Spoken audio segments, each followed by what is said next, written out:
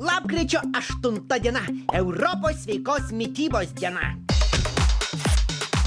Lapkričio 8 diena – šeštadienis. Dienos ilgumas 8 valandos 59 minutės pilnatis.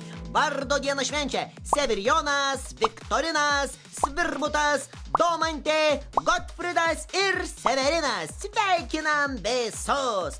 Šiandien minime sveikos mitybos dieną. Išduosiu jums savo mėgstamiausią sveikos mitybos taisyklę. Tai spalvos lėkštėje. Į savo kasdienius patiekalus įtrauk kuo įvairesnių spalvų daržovių. Kiekviena spalva turi unikalių vitaminų ir mikroelementų, padedančių mūsų kūnui išlikti sveikam. O sveikame kūne sveika siela, o sveika siela tai... Keliaujame dienos išmintį. Bulvė ne obuolys, snarglys ne saldainis,